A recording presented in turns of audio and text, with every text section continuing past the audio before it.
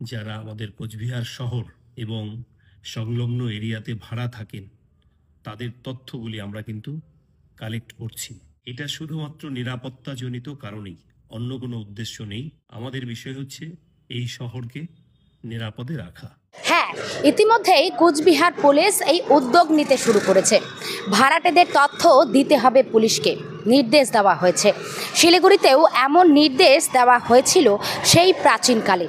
দিন বদলেছে, সময় বদলেছে, নিয়ম ভুলেছে প্রশাসন, আর আমজনতা আমল দেয়নি সেই নির্দেশকে। দুষ্কৃতীদের স্বর্গরাজ্যে পরিণত হয়েছে শিলিগুড়ি শহর।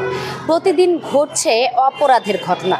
প্রতিদিন বিভিন্ন রাজ্য এবং প্রতিবেশী দেশ থেকেও প্রচুর মানুষ ঢুকছে শহরে। শহরের ছোট ছোট হোটেল, লজ এবং ভাড়া বাড়িতে আনাগোনা বাড়ছে বহিরাগতদের। কিন্তু কোথায় প্রশাসনিক উদ্যোগ?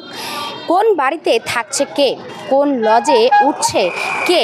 তথ্য আছে কি পুলিশের কাছে? কোচবিহার জেলা পুলিশের এই উদ্যোগকে সাধুবাদ জানায় আমার বাংলা।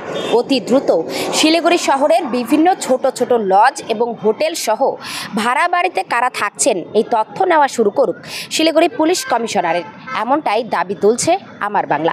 অপরাধ রুখতে এই উদ্যোগ কি প্রয়োজনীয় নয়? মতামত চাই আপনাদের, কমেন্ট করুন। ক্যামেরায় প্রিয়াংশু চক্রবর্তীর সাথে পায়েল ঘোষের রিপোর্ট, আমার বাংলা।